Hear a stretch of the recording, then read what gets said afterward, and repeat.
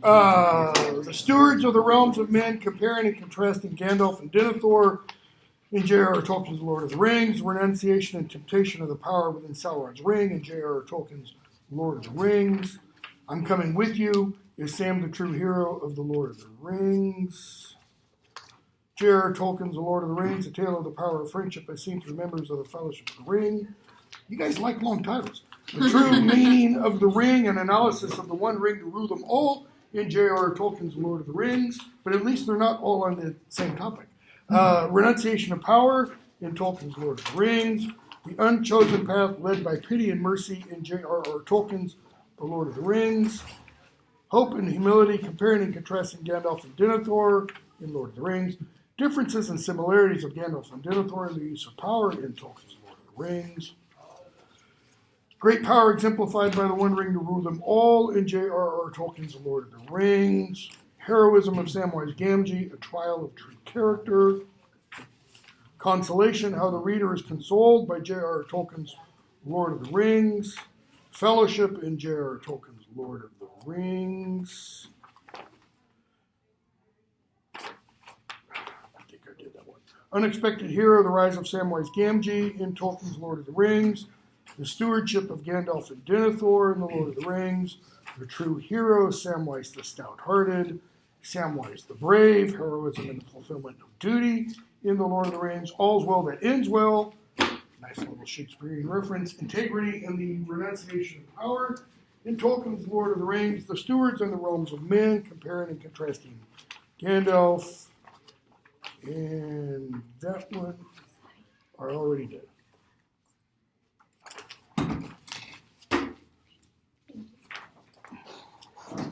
Unsung hero, is Sam or Frodo the true hero of J.R.R. Tolkien's Lord of the Rings? Okay. Philosopher's Stone. I'm going to jump into the middle, since we're so far by. Not that page. That page. Harry's at come on, brain work. Diagon Alley. And he's at Ollivanders. What page? Pages 82 and 83.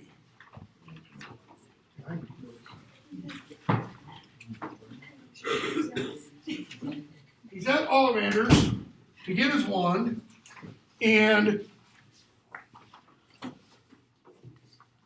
Ollivander talks to him, a little bit about his father, remembers when his father came, remembers his mother and such.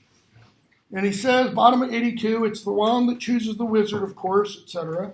He talks, looks at Harry's scar, comes up really close and touches it. It's like personal space, man. And he talks about the wand that created it. 13 and a half inches. I don't think the length is important, but it's you and what? Phoenix feather, right? Okay. It's significant that it's you. Y-E-W. All right. And he talks about Hagrid, and Hagrid's wand is broken, all this kind of stuff. And then Harry mentions he's right-handed. There's significance to that, by the way. And he starts getting wands and shaking them, and they don't do anything. And when Harry finally does do something with a wand, bottom 84, 85. So this is Lord Voldemort's. Harry's wand is what? Holly and Phoenix. Hold on a second. Holly and Phoenix. Okay? Holly and Phoenix. Why? There's a reason. Okay? Anybody know anything about yew trees or yew bushes? They're poisonous. They're akin to, I don't mean they are kin to, other than they're trees, they're similar to hemlock.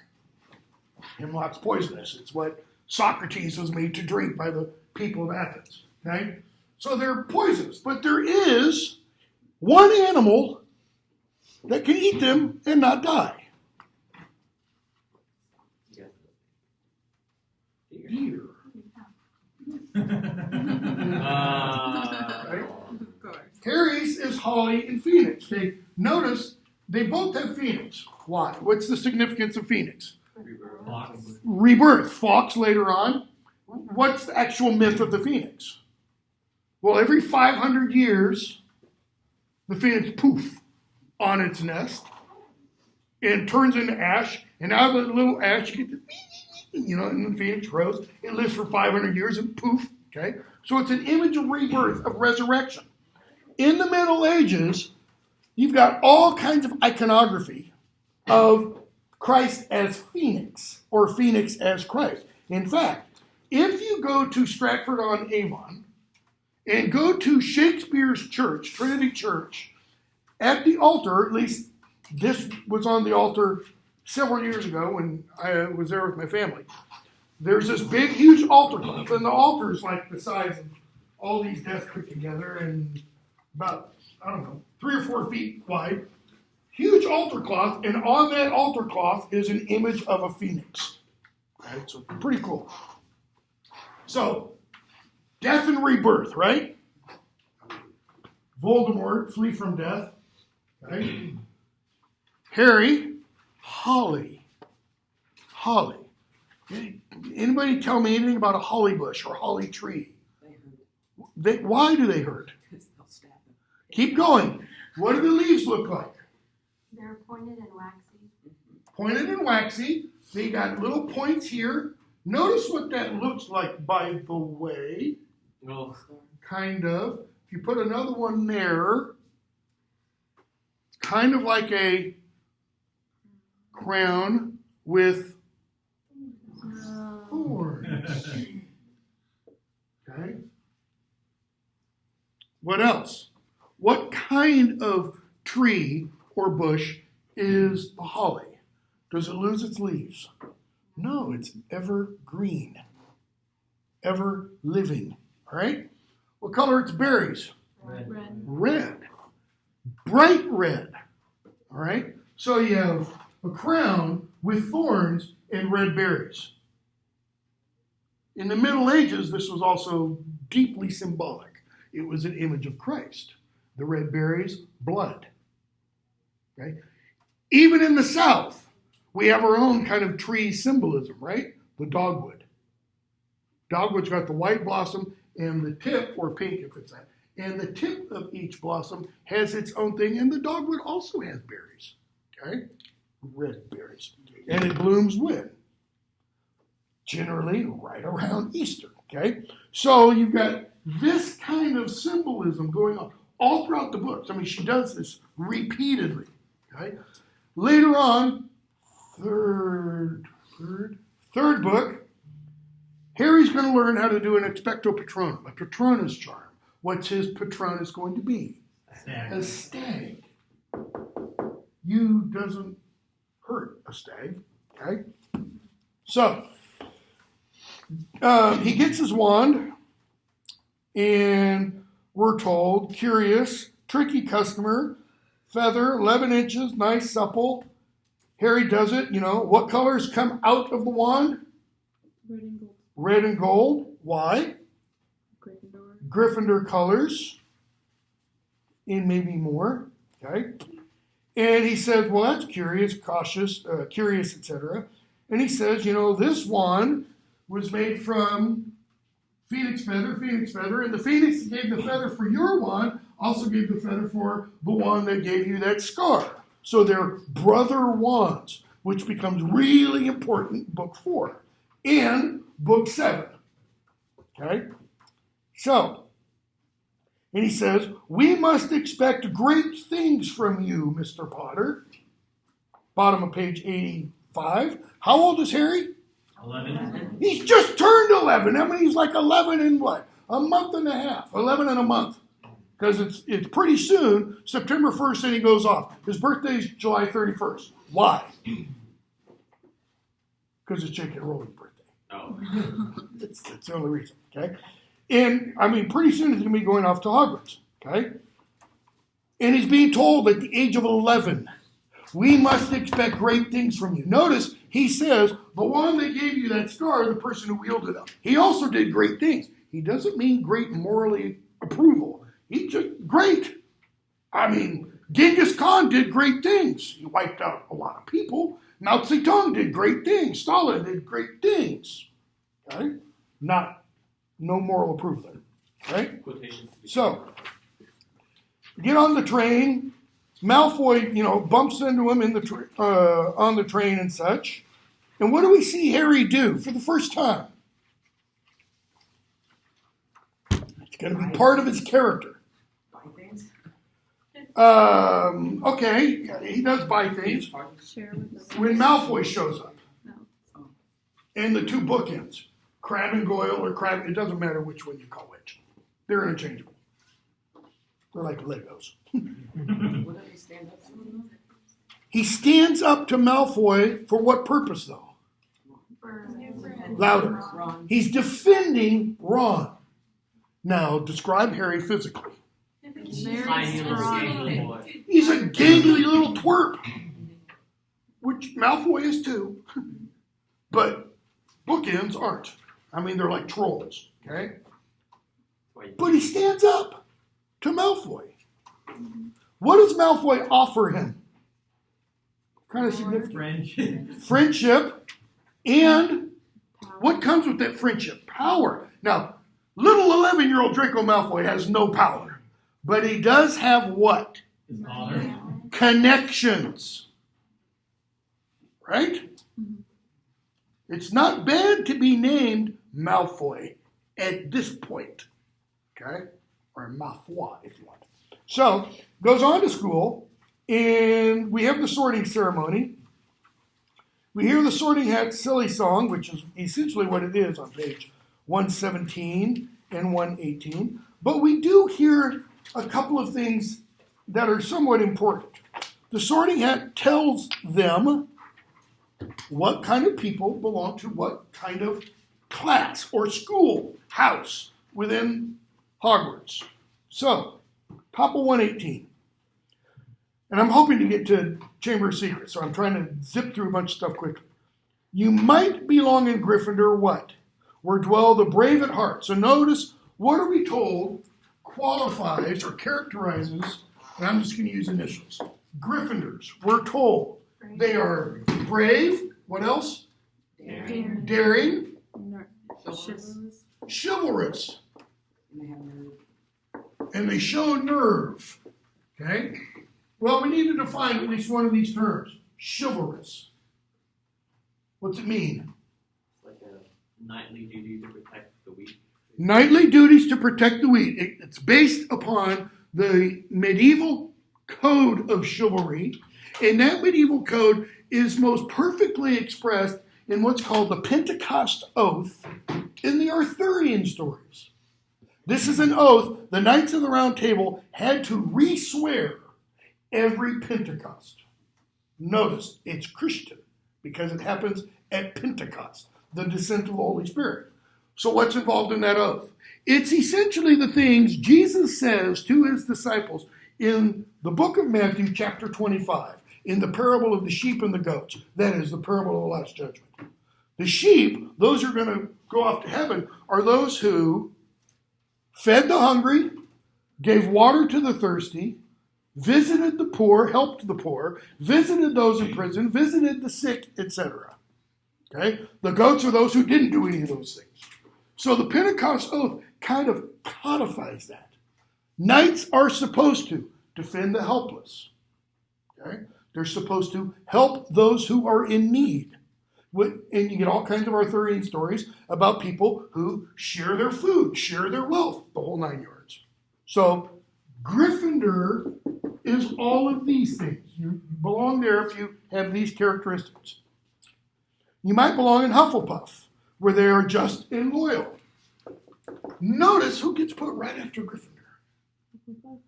I don't think I've ever pointed that out before.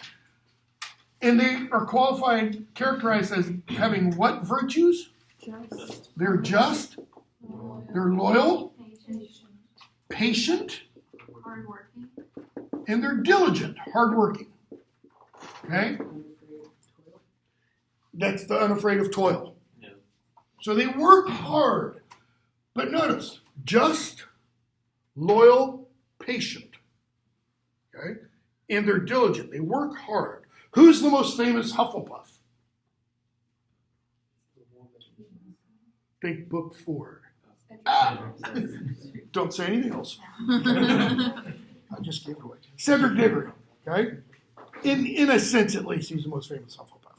So, Gryffindors, Hufflepuffs, or wise old Ravenclaw,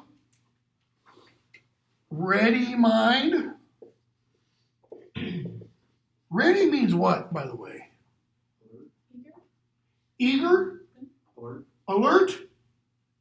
Capable of learning? In other words, not like this desk? Not like some students I've had. I'll let my inner Snape come out, you know. What else?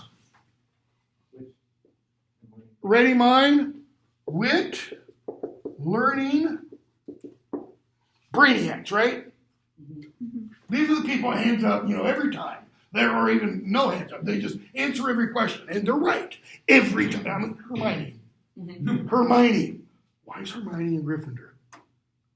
We find out much, much, much later because she chose to be in Gryffindor. Okay? So, Slytherin comes at the end. These cunning folk, okay, use any means to achieve their ends. Ambitious. And can't write this morning. They are, I'm going to use a phrase that means they'll use any means to achieve their ends. They are utilitarians. Utilitarians. Okay? Who, from the Lord of the Rings, aptly describes a Slytherin. Don't say Sauron. Who? Denethor. Yeah, he'd probably be Slytherin. Wormtongue, but he's not smart enough. Saruman. He'll use any means. Boromir, at least partially. Yeah, Boromir's got this. Yeah, no. Faramir definitely does. Right? Was tempted by the ring. I don't think But Boromir was tempted by the ring. But even before the temptation, I mean, he sees the ring, and we're told that's when he starts winning. Okay? So, this is, you know, these are the qualifications. Now we're going to hear 2 or 3 more songs. And they're going to change each time. And the farther we get into the books, the last song we hear, it's kind of bleak. But it's really important, we'll point out. I think that's in either book 5 or 6. 5, I believe. No, 6. No, it is 5. I think it's Okay. 5, like, does it start talking about associations? Yeah, that's the part when, well, it talks about quartering, which is what we'll get to. So, Harry puts the hat on. And we're told, page 121, the hat says, notice, the hat says. Okay, where'd the hat come from? Came from Godric Gryffindor himself. It was his hat. Okay? So the hat says, difficult. Very difficult. Why? What does that mean? It means the hat looks at Harry and sees all of this. Ambition? Yeah. Yeah, I don't know, frankly. I don't think the hat's having a hard time with this part. I think the hat's seeing these, maybe some of this. Definitely the loyal. Diligent? No. Harry's not a hard worker. If he can find a corner to cut, he's going to cut that corner. Okay? So, difficult, very difficult. Plenty of courage, I see. How do we know that? What did he do with Malfoy? He stood up for him. Okay? Not for Malfoy, but to Ron. For Ron, to Malfoy. One of the two. Not a bad mind either. Now, is that a ringing endorsement? No. If we didn't have letter grades, if we were like the University of California at Santa Cruz that did away with letter grades, And all now what professors do is they write evaluative statements. If you had on your thing, not a bad mind, and you were applying to law school, they're going to go, yeah, but it's not a great mind either, That's a solid C. So, talent. Oh my goodness, yes.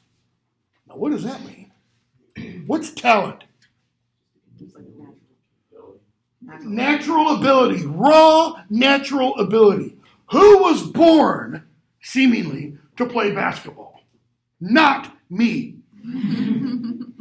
Michael Jordan. Yeah. Okay. Who was born to run the 100 and 200 meters? Usain Bolt. He was not born to run the marathon because he would die after the first mile. Okay. Certain people are born to do certain things. It's raw natural talent. What must happen to that raw natural talent? It's got to be trained. It's got to be honed. It's got to be all those kinds of things. Okay. And a nice thirst to prove yourself. That's kind of related to courage. But courage is willing to take risks. Okay? Thirst to prove yourself means, what's the word Jocelyn used? It's kind of ambition. Okay? Now that's interesting. So where shall I put you? Now what does Harry know about the houses? What the Sorting Hat told him. Well, what Ron Okay. talked about on the train. What Ron talked about on the train, what Hagrid said a little bit about, okay, and what the Sorting Hat said in his song. And on the basis of that, what does Harry think? Because the hat's on him. Where shall I put you? Not Slytherin, not Slytherin, not He Slytherin. also just saw Malfoy get put in Slytherin as well. Yeah. Okay, but Malfoy said before then he'd go in Slytherin. Yeah. He knew where he'd go. Well, I'm just thinking he wouldn't want to be in the same group as him. Okay, and notice, Malfoy didn't really have to put the hat on his head. Yeah. It's like, he gets close. Slytherin's like, don't put me, don't defile me, I don't want to. okay? Not Slytherin, not not Slytherin? Are you sure? You could be great, We must expect great things from you, Mr. Potter. So you could be great. You could achieve greatness. It's all here in your head. That is everything right now at the age of 11 that you need to be great. It's there. And Slytherin will help you. Why? Because of this. They'll do anything. Anything to achieve that kind of greatness. How do you rise the corporate ladder? What's the corporate ladder made of? It's made of the backs of the people ahead of you. And you rise by knives in the back, That's kind of the implication. Not Slytherin. Okay, better be Gryffindor. So if it's not going to be Slytherin, notice, it's going to be this. Why? Because the hat is saying these two, in one sense, are the most closely aligned. They're like both closely aligned and diametrical opposites. These two aren't really even in the running. Okay? So Harry gets named Gryffindor. Spell Gryffindor. Gryffindor, correct? Yes. From, let's give it its real spelling, Griffin. What's it mean? Anybody want to know what this means? Is it the opening to, like the door to griffins? No. It comes from d'or, of gold. The Golden Griffin. A golden griffin. What's a griffin? It's not half lion, half eagle. Half lion, half eagle. Tell me what are lions and eagles? Respectively within their kingdoms in the animal They're world. like the The top predators. Top predators, or Leo the lion is the king. king of the beasts, and Gwaihir the wind lord, king of the eagles, which are kings of the air. So you have I'm a double king. king of beasts, king of air. Well, where do the beasts reign? Where does the lion reign? Oh, Earth and Heaven. Here, exactly. Earth, heavens. So it's the Christ Club. It's a Christ image. All throughout the Middle Ages. The griffin is a Christ image. Why? God, man. And here it's just been put there. And then we find out later, he's the chosen one. The far right-wing wacko fundamentalist Christians who wanted to burn the books and hurt the stake, if they'd only cracked open the damn books and read them. Honestly. Okay? And I say this, several years ago I was teaching I don't have time to go there. I was teaching a graduate seminar in Old English, teaching the students how to read Old English and everything so that we could read Beowulf the following semester. And one of the students was a African-American woman. I don't know how old she was, 30s, maybe early 40s. Her husband was a minister, okay? And she was like, Dr. Sherman, I can't believe that you advocate reading those books. And I was like, I can't remember her name, Julie or Judith or whatever. I said, not only do I advocate them, I read them to my children, and my children all read them. And I talked about why, specifically, Christians should read them. And she's like, Satan, get it. I mean, she was literally, and I just kind of challenged her. Read it first. Because I gently talked about some of the major themes, And she was like, well, maybe. So, Harry goes on. Yes, Joseph. So what did your name? Of gold. Oh, gold. Griffin of gold. Why gold? Why is it a griffin verb? Like silver. What's gold? Crown. Crown. What else? Who's one of the gifts? Okay, one of the three gifts of the three magi, supposedly. What else? Precious metal, right? I mean, she's not thinking, what about platinum? I mean, because platinum's more precious. No. Traditionally, gold is the most valuable metal there is. Okay? I mean, we don't give a platinum medal at the Olympics. You get the gold. And then you get the silver, and then you get the bronze, because the bronze is losers. Silver and bronze are the losers' medals. They're the participation trophies, essentially. One's made of tears. Okay? So, we go on from there, and we meet Snape, and Snape's not nice. And we have the midnight duel, which we don't have, which we're going to skip. And Halloween we're going to skip, other than to point out what happens at the end of Halloween. Troll and Harry, Ron, and Hermione in the girls' bathroom. Shady action there. No. Harry and Ron go to the bathroom because they know that's where Hermione is. Why is Hermione in the bathroom? Why wasn't Hermione at the Halloween feast? Ron's a jerk. Because Ron's a jerk. Because she heard Ron speak ill of her as they were leaving class. And she ran off in tears. They find out there's a troll. And what do 11-year-old scrawny Harry and Ron think? We're going to take on a troll. Yeah. I think they thought they were just going to go save her. As tall as this room, they thought they were going to save Hermione. Capital B They're going to rank. get her out. And they do take on the troll in their own unique way, wand up the nose and everything. What cements their friendship? Hermione lying. covers for them. Hermione covers, Hermione lies to a teacher. Not just any teacher. The head of Gryffindor House. What's her first name? Minerva, goddess of wisdom. I mean, she is really like Hermione's god. Okay? I mean, Hermione looks at McGonagall and is like, oh, I want to be like you. Okay? Quidditch. Hold on a second. We skipped it. I didn't mean to. Where was it? When Harry first learns how to fly, why is it significant? Well, when Harry does. When Harry does. Who's his natural ability? How do we know? How does he find that out? Because he never learned how to fly. Okay, he never learned how to fly. Keep going. What's the situation? He was standing up for Neville. Right? They've got flying lessons. Okay? Neville, being Neville, goes up, comes back down, breaks his arm. Okay?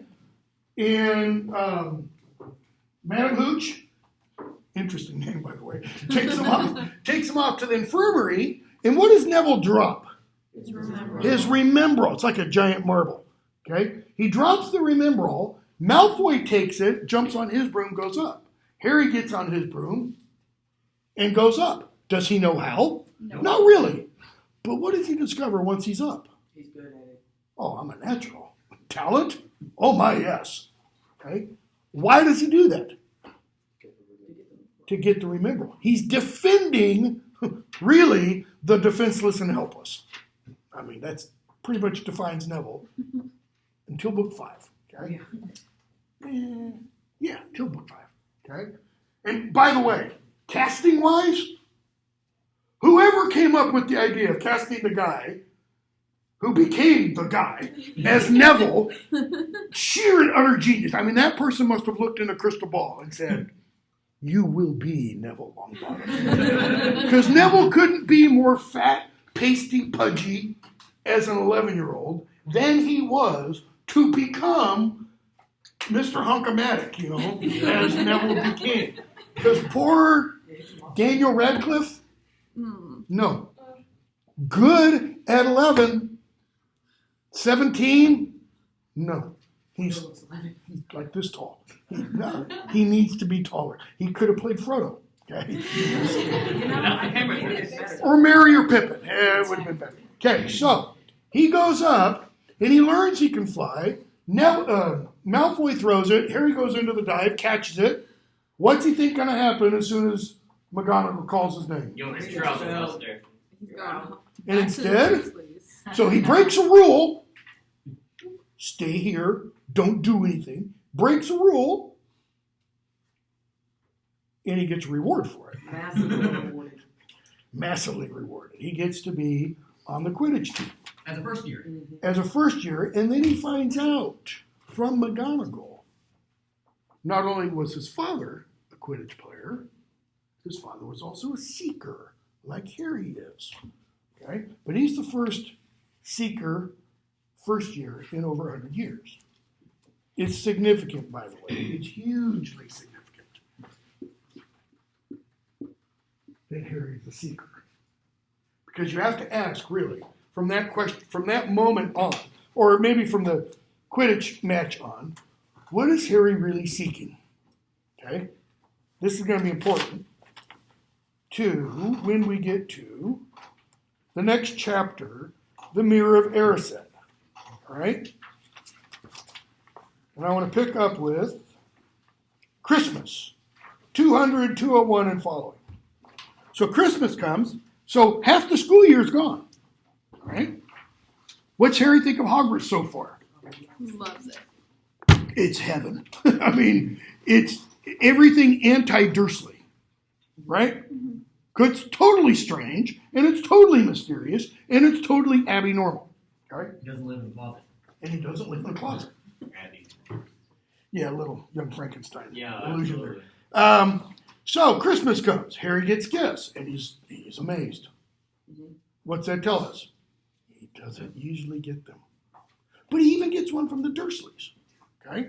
So he gets gifts. He gets gifts from Hermione. He gets gifts from Mrs. Weasley, a Weasley sweater. He gets gifts from the Dursleys, a 50 pence piece, okay, which he gives to Ron, because Ron's like, whoa, cool, what, meaningless to Ron. He gets a gift from Hagrid. What's Hagrid give him?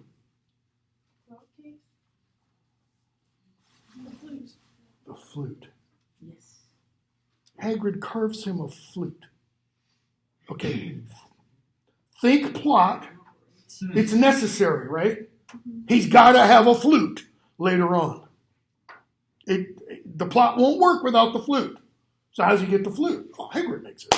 That makes sense. No, it makes no... Go It ahead. does make sense because the flute sounds like an owl and Hagrid's the gamekeeper. I feel like that's how she made it make sense. And also, he's the one who lets everything slip. Anyway. Well, yeah, I mean, he does, I shouldn't have told you that. I shouldn't have told you that. Because he keeps getting drunk. Okay? Okay, that's a very tenuous link. I mean, I'll give you that. When it's stolen? Well, he Yeah, that's also what I he's the mean. one who owns Lucky, so maybe he makes different instruments. Okay, could be. But do we see anywhere else in this novel or any of the next 6 No. where we see Hagrid do any, let's say, woodworking? Does he ever carve anything? No. No. Music? Carves way too hard. Does he play the wizard piano? Does he sing? Does he even hum? No. None. Absolutely none. And he carves Harry a freaking flute for Christmas? Harry. Do we see Harry show any interest at all in music? No. Who do we see interest from in music? One person. Dumbledore. He calls music the charm that can soothe, essentially, that can soothe the savage beast. Okay? Anyways, so it's just a plot device. All right? And then he gets one other gift. Top of 202. Your father left this in my possession before he died. It's time it was returned to you. Use it well. Ron says, I know what that is. That's an invisibility cloak. Harry holds it up and he goes invisible. It makes it pretty clear. Notice the last 3 words other than the subscription. Use it well. You're an 11-year-old boy. You're in this massive castle. It has all kinds of places you've never been to. And you've just been given something that will turn you invisible. And you're told To use it. use it well. I don't know about you, but that means carte blanche, man. I'm going everywhere. Well, where do we find out later he can't go if he was a pervert and wanted to? He can't go to the girls' dormitory. Because if a boy tries to walk up the stairs to the girls' dormitory, the stairs go flat and you slide down. So he can't go all pervy on it. But he can go where? In the girls' bathroom. Yeah, he doesn't need an invisibility cloak for that, though. He can go down to the kitchens. He can go into classrooms. Later on, we find out in another book, he can get into Snape's office. I mean, he can go lots of places. Wander the grounds. Wander the grounds, okay? All kinds of library, Yeah. the restricted section. That's, the triple X books, So, he goes off and tries it. And Mrs. Norris is out there, doing her bit. And Harry runs from the noises. Page 208, he goes into a room. And the room is empty. Okay? And he sees this big mirror. Floor to ceiling. So this isn't just a body. This is like floor all the way to the ceiling. Okay? Room's empty. And he turns and looks back at the mirror. There he was, reflected in it. White, scared looking. Why? Because he's running from Mrs. Norris, who is the spy for Filch.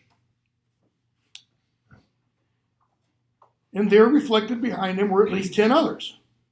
So he's looking in the mirror, and in the mirror, okay, he sees himself, and behind himself, he sees at least 10 people.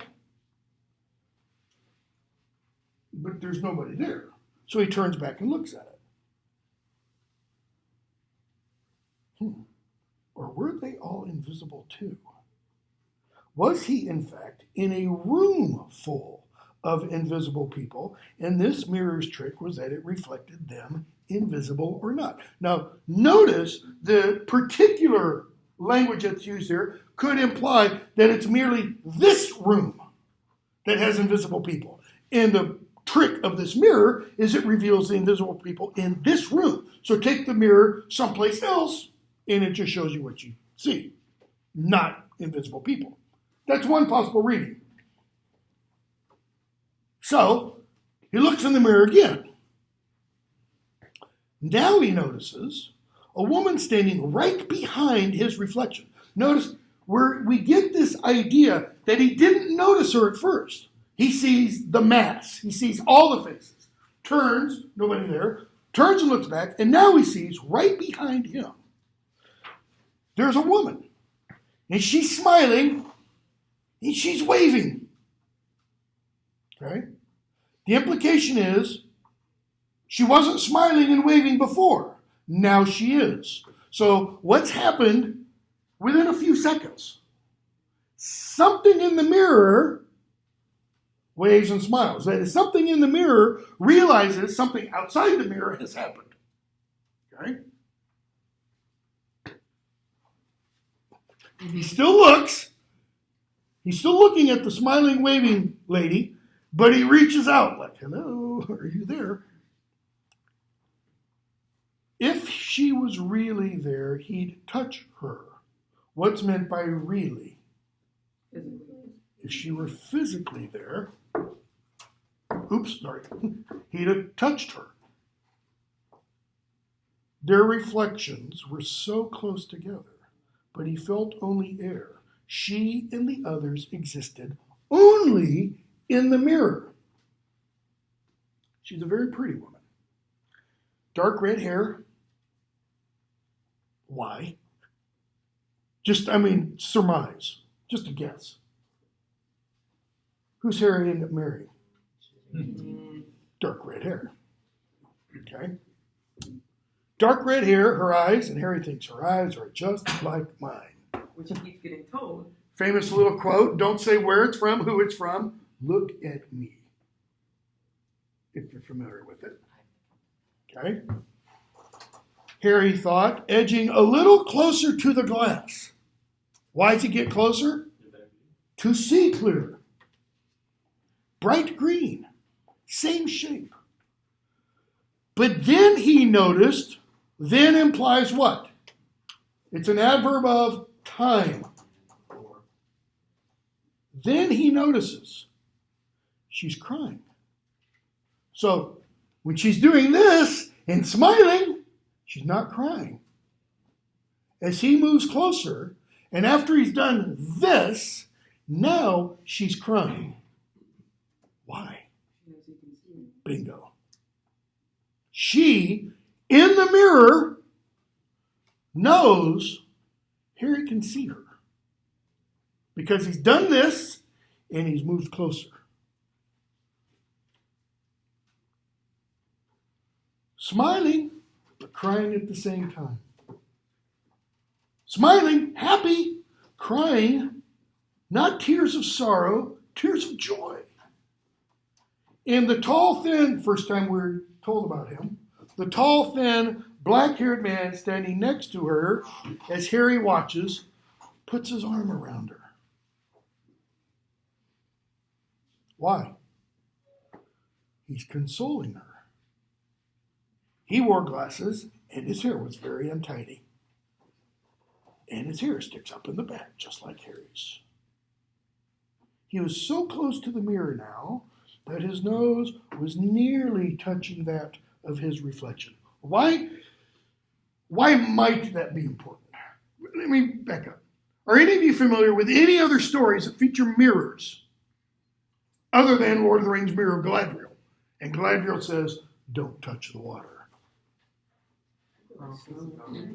Snow White?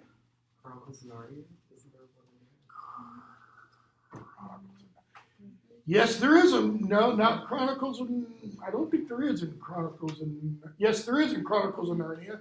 In Voyage of the Dawn Treader, I believe it's Voyage of the Dawn Treader, when they get to the house where the old man has and they read a book and such, Through the Looking Glass, Lewis Carroll.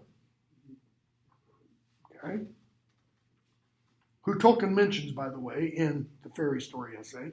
He says the reason Lewis Carroll could write such good fantasy was because it is based on logic.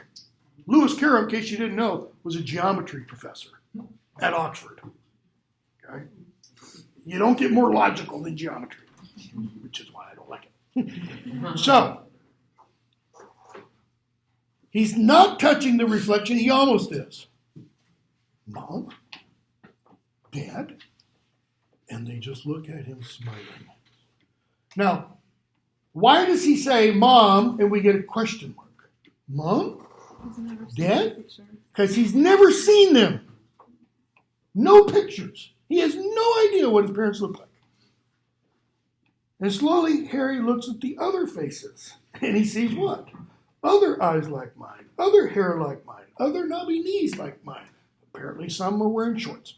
Okay? They're at the beach. And the Potters, that is, all of them, I think the implication is, smile and wave back. Okay? Now, turn for just a moment, because I didn't talk about it. Bottom of page 207. What's inscribed on the mirror? Erisid stra eru oit ube kavru oit unwosi. Okay? Well, what the hell does that mean?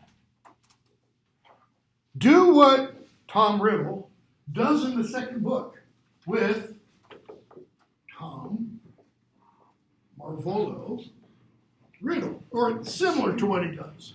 He writes that using Harry's wand in the air, and then he does, and it becomes, I am Lord Voldy. Okay? Take, I show you, Erisid stra eru oit ube kavru oit unwosi, and reverse it. And you get, I show you not your face, but your heart's desire. But Harry does see his face, right? He sees his face, he sees his whole body. But then what else does he see? Him surrounded by his family. He's surrounded by his family. Okay, where are all of his family? Dead. They're dead. Dead. Ain't coming back dead. So is Harry's heart's desire to be united with his family in death? I don't mean death wish. Does he want to die? Because if he did, what could he do? He could just run and jump out the window. He can't fly after all. He could, drink a bunch of potion. He could find all kinds of ways to die, but he could piss off Malfoy, if he wanted to. It's not that he wants to die. What's he want? He wants to be with his family. This is going to be important later on, much, much later on, because Ron's going to make some comment about his parents, and Harry's going to say, yeah, but my parents are already dead. Okay? So what does he do? He stands there and looks at them.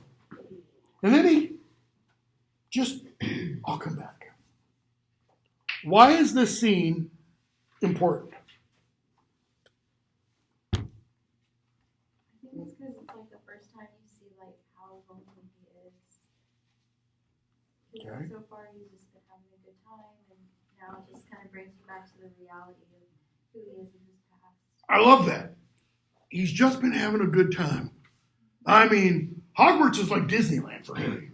Okay, you got Snape. I mean, that's not Disneyland, probably. I don't know. I've never been there. Or Disney World. Lived in Orlando 2 years, refused to go. The little freaking mouse ruled the whole county. I mean, whatever the mouse wanted, it got. Usually on the backs of the people. So, why else? This is our first indication, I think. I could be entirely wrong. I don't think I am.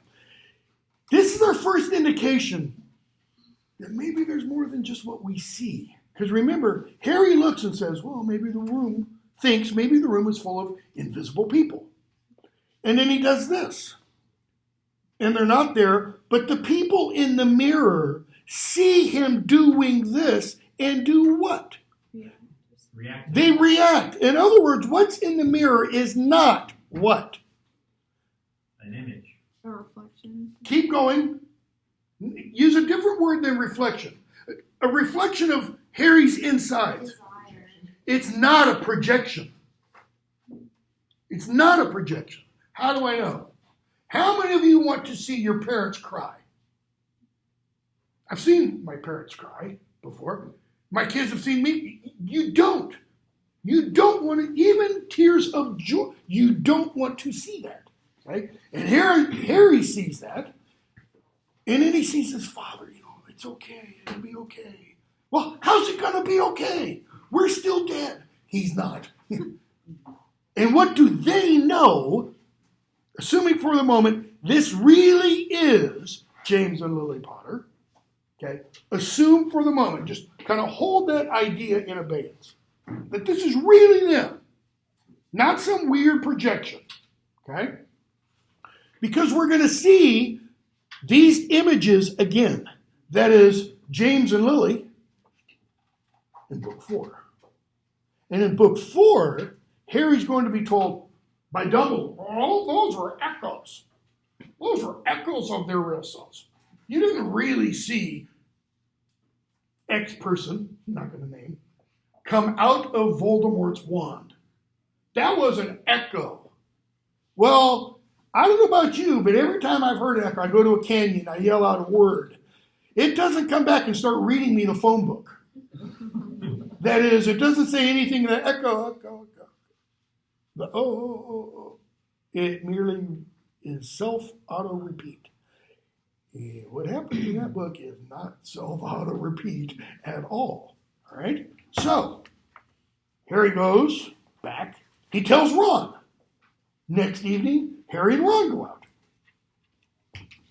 Why? Because I think Ron's probably a little dubious. Yeah, right, Harry. So, Harry, they find the room, which takes a while, page 210. They find it. Harry goes in. He goes, see? Harry, notice, is in front of the mirror. What does Harry see? He sees what he saw the night before. Ron, I can't see anything. Look at them. There are loads of them. Ron, I can see only you. Well, think about this for a moment. Think about what I had up right here the other day on the board. Diagonally. Ron is looking at it not head on. He's looking at it from here. So he can't see what Harry, he's got to get in Harry's shoes to see what Harry sees. So he gets in Harry's place, but he doesn't see what Harry sees. Ron, look at me. What, you see all your family surrounding you? That is the last thing Ron would want to see, isn't it? Mm-hmm. How many siblings does Ron have? Little sister. I think I got them in order here. Bill, Charlie, Percy, Fred and George. Then you have Ron. Then you have Ginny. 1, 2, 3, 4, 5, 6, 7 kids. Ron is the second youngest of them. And he has, 5 older brothers. Mm-hmm. That's a hell of a lot to live up to. And who are his brothers? Prefects. Totally cool, right? I mean, the one with the long hair, the ponytail, the dragon earring. He ought to be riding a Harley. Okay, loser. You can't all be. Fred and George? Pranksters. Awesome. You want Fred and George to be your friends. Oh, yeah. You do not want Fred and George to be your enemies. Nope. Right? What kind of clothes does Ron wear? Yeah. I mean, later on, book 4, hand-me-down robes. And they look like girls' robes, I mean. Okay? So Ron says, no, top of 211, I'm alone. But I'm different. Because Harry's thinking, okay, so you're still scrawny you. I look older and I'm head boy. Okay.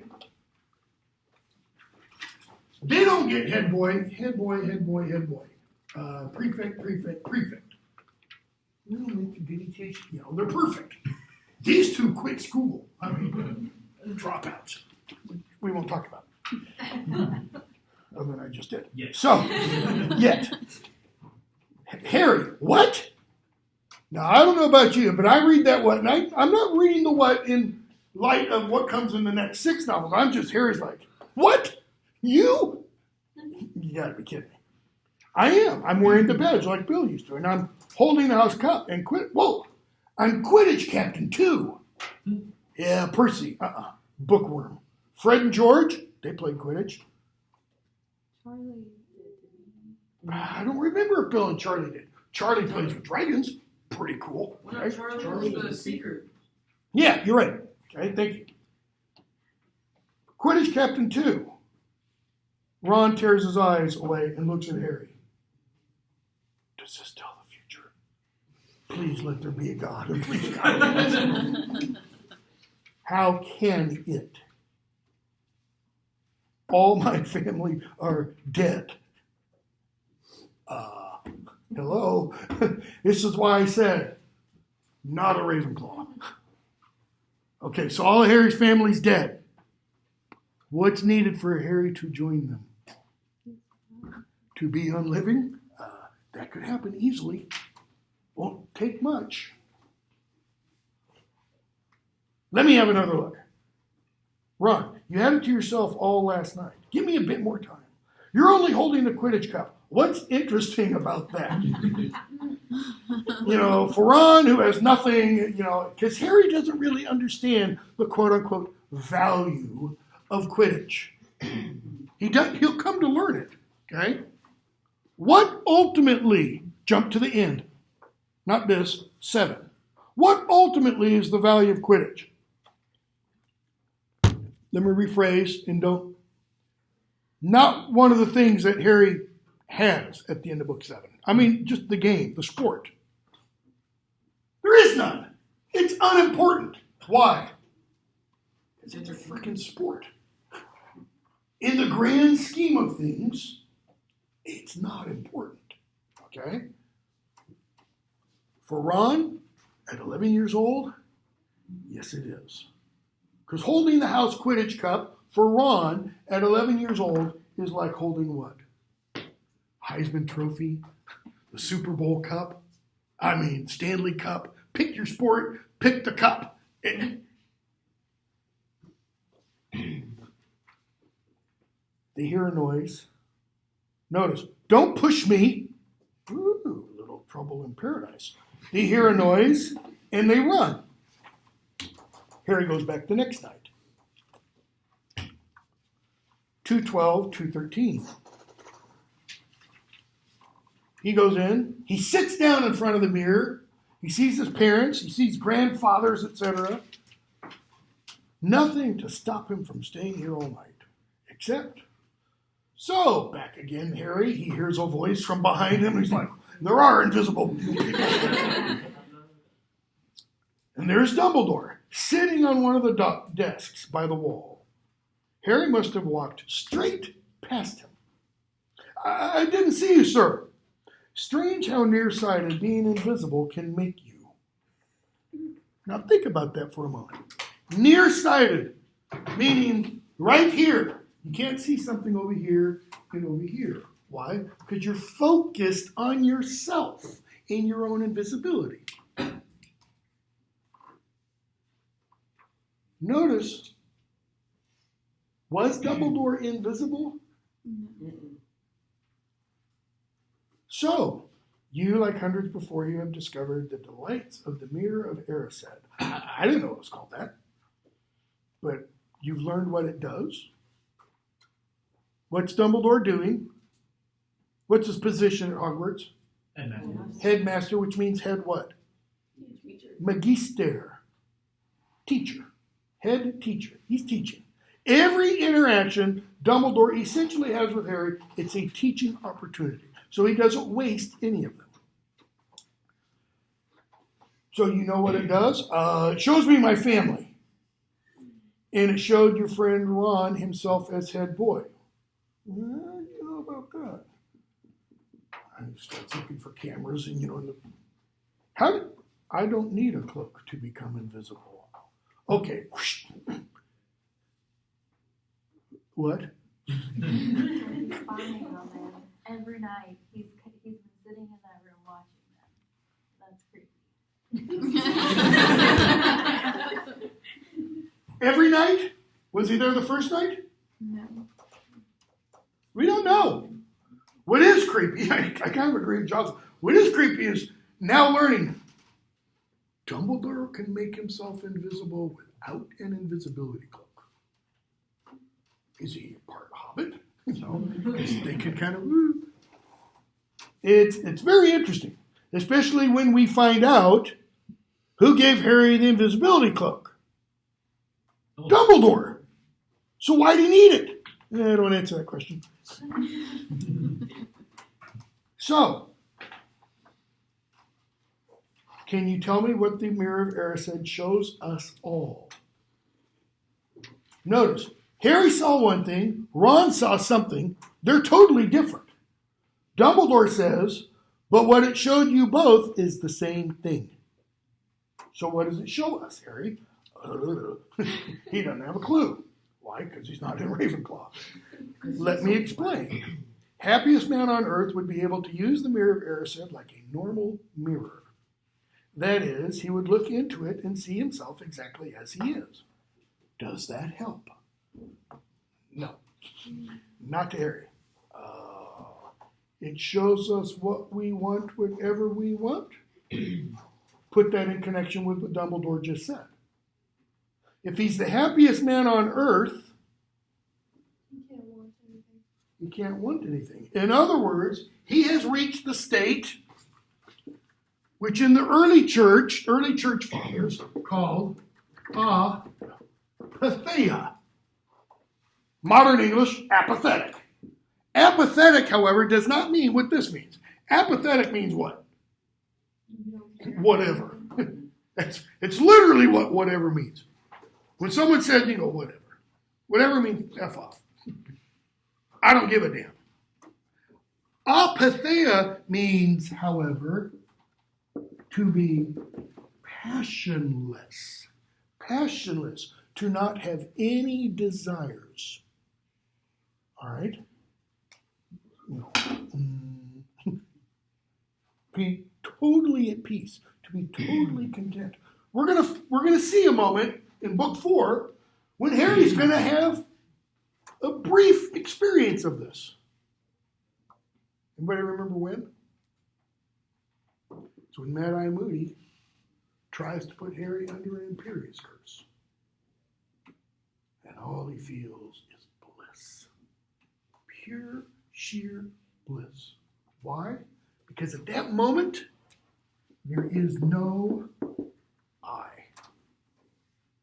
There's no self. It's been erased. Okay? So, Dumbledore. Yes and no. I think he's being charitable with the yes. He's just trying to, well, that's a good try, Harry, but no, not really. So, it shows us nothing more or less than the deepest, most desperate desire of our hearts.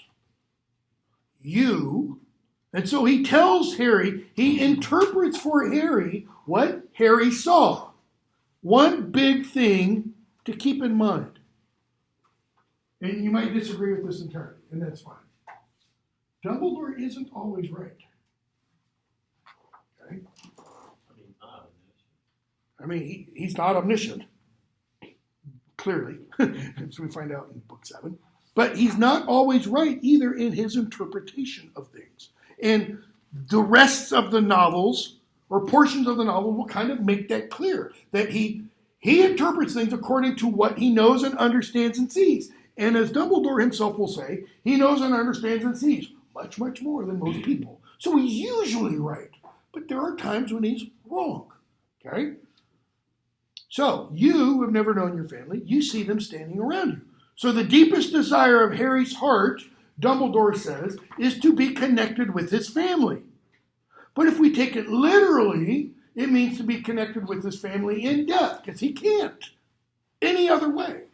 Ron, who's always been overshadowed by his brothers, sees himself what? Alone, separated from them. I'm not Fred and George's little brother. I am Ron Weasley, standing on my own, you know. The mirror will give us neither knowledge nor truth. Knowledge, fact, information. Truth, it's different than facts. He doesn't say what truth is other than at the very end of the novel when Harry asks him, why did Voldemort want to kill me? He says, can't answer that. I won't lie to you. I'll tell you the truth as I can. Okay? Here, it doesn't give us knowledge or truth. Men have wasted away before it. Why? Not knowing if what it shows is real or even possible. What did Ron ask? Does it show the future? Does it show the future? Please, let it show the future. All right? What was the whole purpose of the mirror being here? The mirror will be moved tomorrow, Harry. And I ask you to not go looking for it again.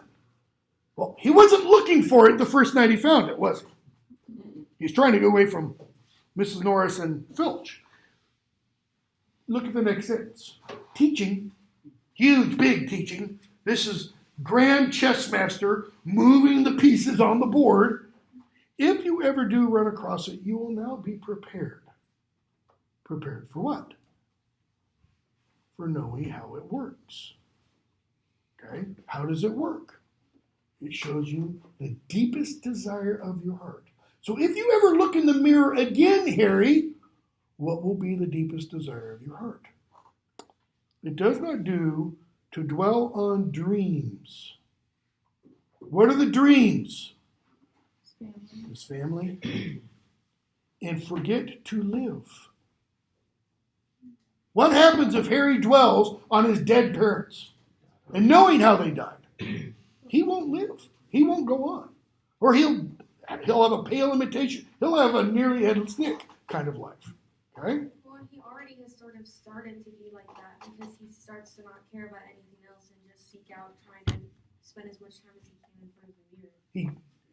Yeah, for the second and third nights. But he stops after this. All right? So, Nicholas Flamel. We find out who Nicholas Flamel is. Okay? Which sort of leads back to Harry not being that brave. Yep. Which, Bothers me the whole time.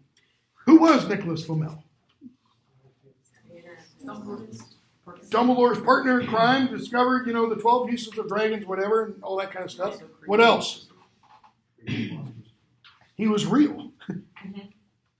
He was a 16th century French alchemist, along with his wife, Perenelle. Both characters mentioned in the novel. They were real. They studied alchemy. What is the goal of alchemy? The discovery of the Philosopher's Stone that can do what?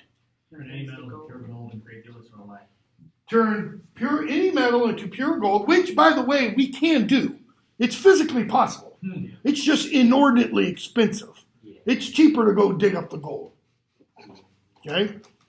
The other part we haven't quite got to. I don't know, whiskey's pretty close. Okay? The elixir of life. No, we're not there yet.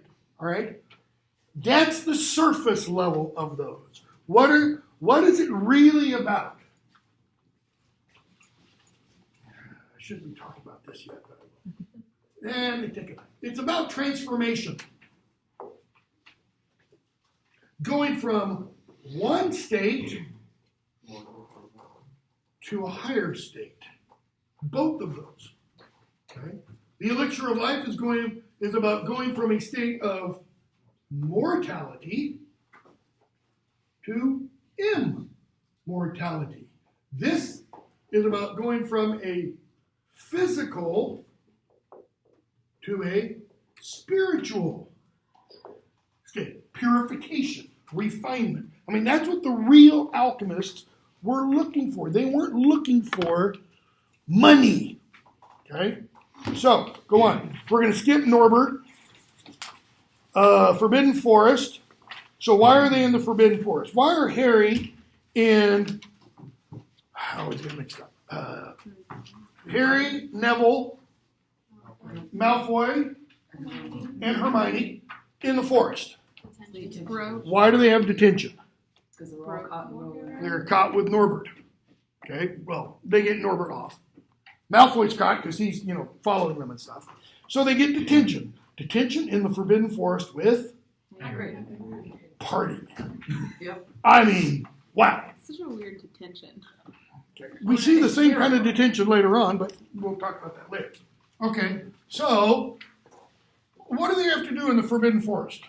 Figure out what's killing or hurting unicorns. Find out what's killing unicorns.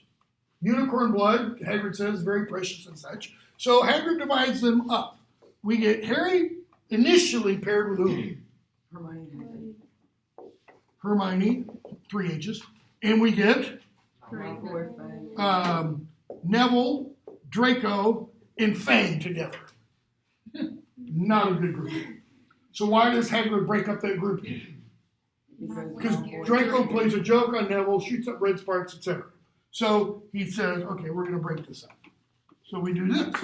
We do Harry, Draco, and Fang, Neville, Hagrid, Hermione. Okay? So they go off to search for whatever it is that's killing dragons. Unicorns. And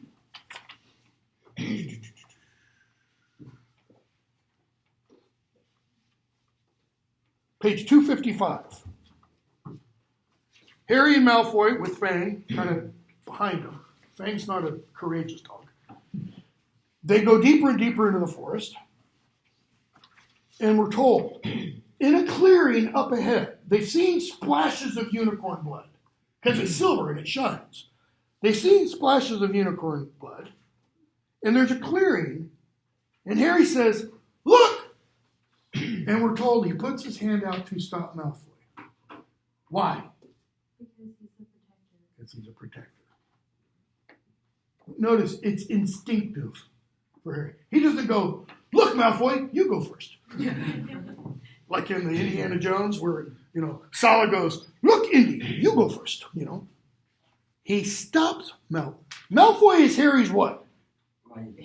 Arch enemy. I mean, he's the bad guy, right? And Harry stops him from going to what would probably be his certain death.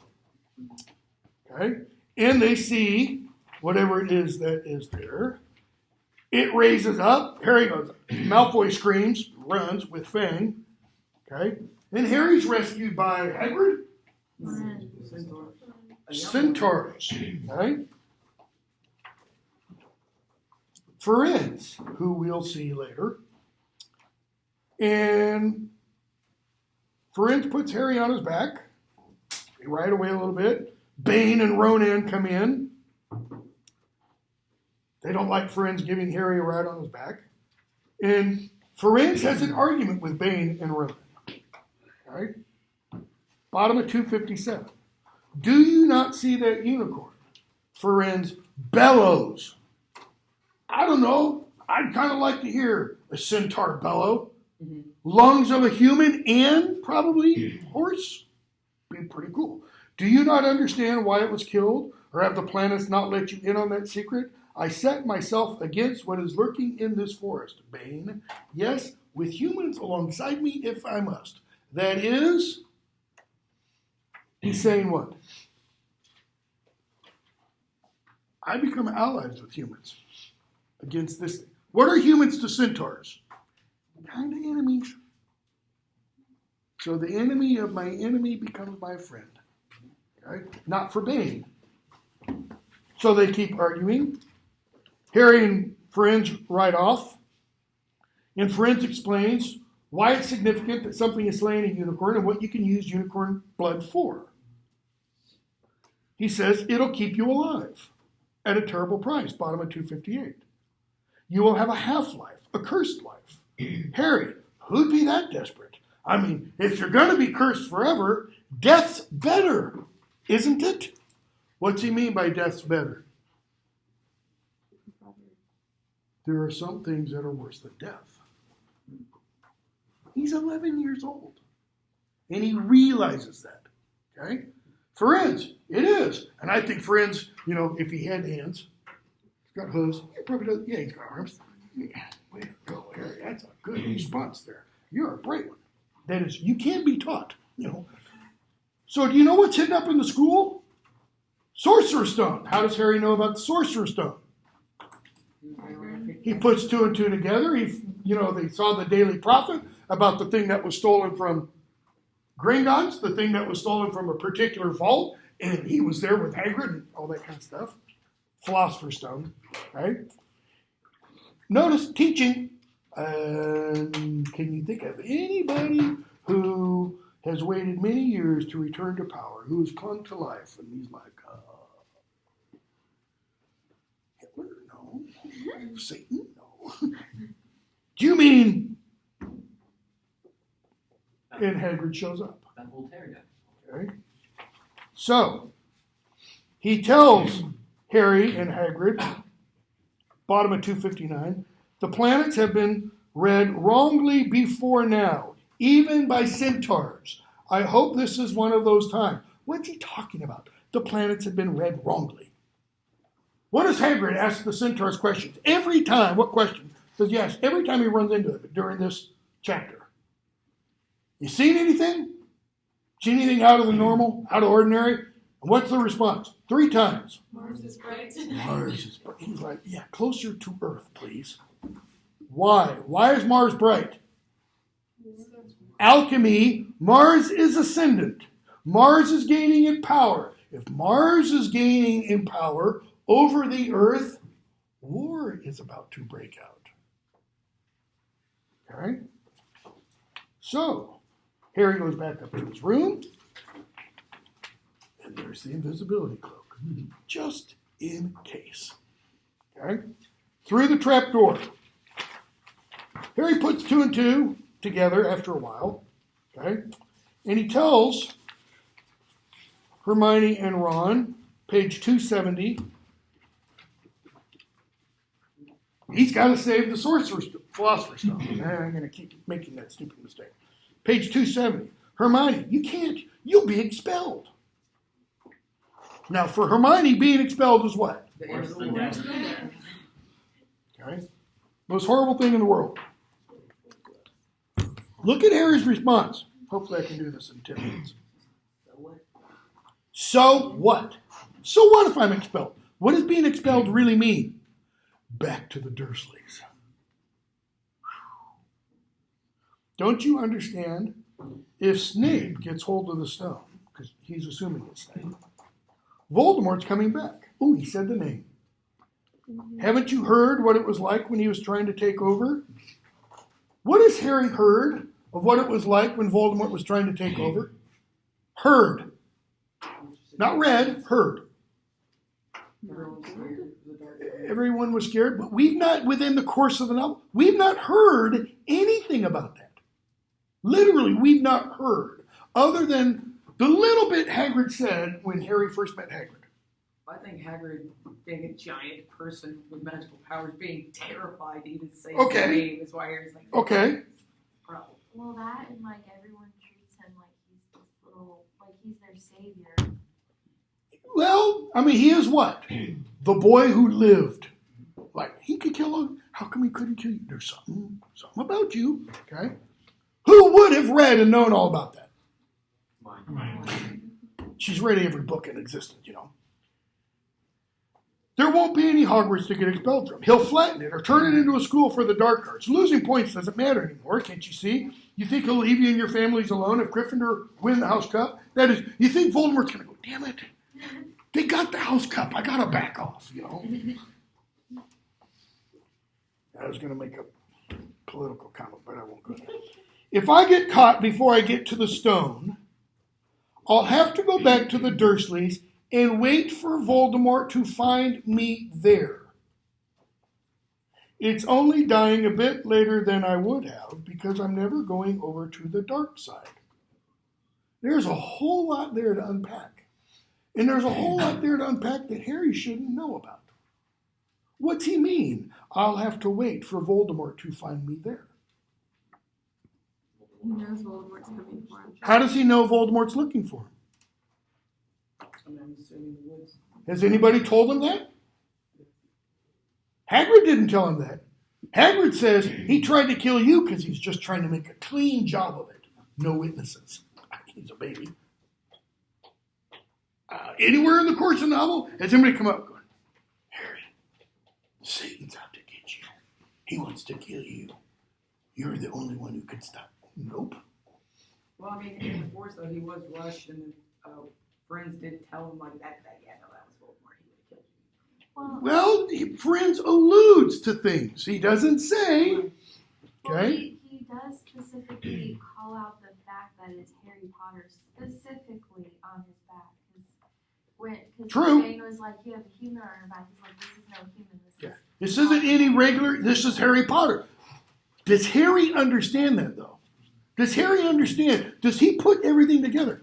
I don't think so, and I don't think it's clear. It's just odd that she has him say Yeah, this. but kids pick up on things that they pick up on so much more than we give them credit for. I entirely agree, but within the course of the novel, because there's going to be lots of things Harry doesn't pick up on, and which is why, to me, this is a flaw, and here's why it's a flaw, because it's giving away something that comes out that she probably already has notes for in another book, and she doesn't realize it when she's finishing this. Okay, so it's not only that I'll wait. I'll have to go back to the Dursleys and wait for Voldemort to find me there. It's only dying a little bit later than I would have.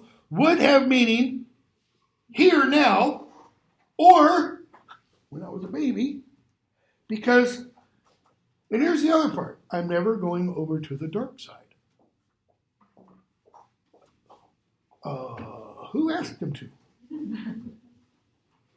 Who has said, come Harry, join with me, Together we rule the galaxy. and together we will. The closest you get to that is Malfoy on the train and says, be friends with me. I can help you. I can open doors, essentially, he says, for you. And Harry says, thanks. I can choose good friends for myself. Loser Ron. Loser Ron and I. We're going to be tight. You and all your money, power, prestige, go away. Okay? But doesn't Hagrid say when they're at the Leaky Cauldron, when they're sitting there talking, doesn't Hagrid say something about that Voldemort killed all the wizards that didn't turn? So Harry already kind of has that in his head. That's true. Well, he didn't kill all the wizards that didn't turn. Well, He made a good it was test. like he was attempting to. Oh, okay. Yeah, doesn't Harry tell him he was gathering followers? Yeah. Well, yeah, he's definitely gathering followers, but, I mean, And that, did he get a letter? I mean, he said that Lily and James wouldn't turn, and he had come after him for that reason. okay. So Harry could maybe infer that he wanted to finish the job. Or, I mean, the dark side comment isn't that he wants to finish the job. It's that he wants me to join. Or somebody wants me to go to the dark side. All right? I'm going through the trapdoor. Tonight, nothing you two say is going to stop me. Voldemort killed my parents. And Hermione says, you're right, Harry. So they go through the trapdoor. They have to get through the various, obviously we're not going to finish this today. They have to get through the various tests. What are the tests? First one's a trapdoor, right? Fluffy. With who created Fluffy? Hagrid. Hagrid. Okay. What's next? Double snare. That's Flitwick. Devil Snare. That's, Flitwick or Sprout? nope, Sprout? Sprout. Plant. Sprout. Oh, Okay. What's next? Was that the potion one? The keys. Keys. Flying Keys. Flitwick. Flitwick. Troll. Quirrell. 1, 2, 3, 4. Potions. McGonagall. Sorry. Chess. McGonagall. Potions. Snape. Mirror Dumbledore. Mirror. Dumbledore. Okay. 7 levels. Metaphorically. All right. So, they've already, this is going to be important because they're going to see Devil Snare later in book 5, and they're going to be totally oblivious to seeing it, even though they landed in it and it almost killed them. So, they get through all these and skip a bunch of these. Let's talk about this one for a moment. Because it's the first time we see this in the novel. Who has to do what for them to get through the chess match? Sacrifice. Ron sacrifices him. He says it's the only way. The queen will have to take me. Harry's like, no. Harry, sometimes, think Frodo, people have got to give up things in order for others. Okay, so they go through potions. Hermione says to Harry,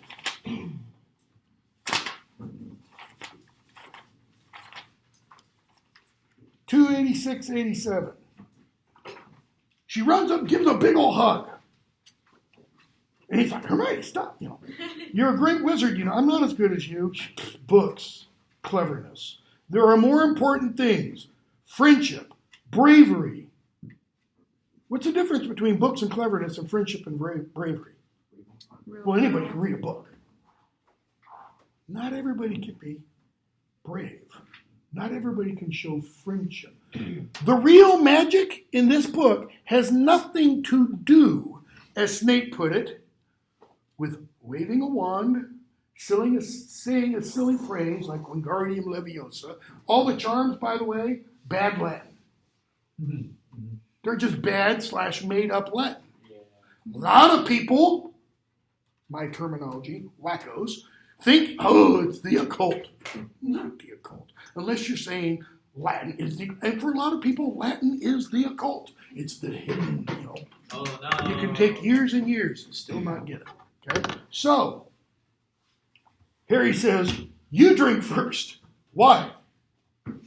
Is it really potions? Logic. It's logic. Harry's like, I'm screwed. Hermione figures it out. She drinks. Harry goes through. And who does he see? You! It's Quirrell. About the person farthest away you would expect from Voldemort. Okay? They talk a lot. We're going to skip a bunch. They talk about Voldemort. Notice Quirrell does say, yeah, I wanted you to think it was Snape. He does play the part so well, like a bat swooping around. She's going to use the image of Snape as a bat almost throughout all of the books. For one reason, it's a red herring. She's thrown that bait out there so that we would take it. And it's false. Okay? So, 1105. Page 291. Quirrell's talking about how Voldemort's with him wherever he goes. And he talks about, travel the world. A foolish young, and we'll stop with this. A foolish young man I was then, full of ridiculous ideas about good and evil. Notice, I had stupid ideas about good and evil. What are those ideas? There is no good and evil. That is, good and evil don't exist. What exists? Power. There is no good and evil. There is only power, and those too weak to seek it. That is Friedrich Nietzsche in a nutshell. 19th century German philosopher who was the god, so to speak, of Hitler. It's Nietzsche who came up with the uber Mensch, Superman. The overman, the man over everybody else, the man who cannot be constrained by typical morality and things like that. Okay, we will pick up with this page when we come back from break. I'm probably going to send you some video lectures, probably for Chamber of Secrets and maybe Prisoner of Azkaban. Have both of those read over the break, okay? Tuesday when we come back, we'll do a quiz over this, okay? And then we'll probably have a quiz over Chamber of Secrets that Thursday, because we got to get into Goblet of Fire or we are totally...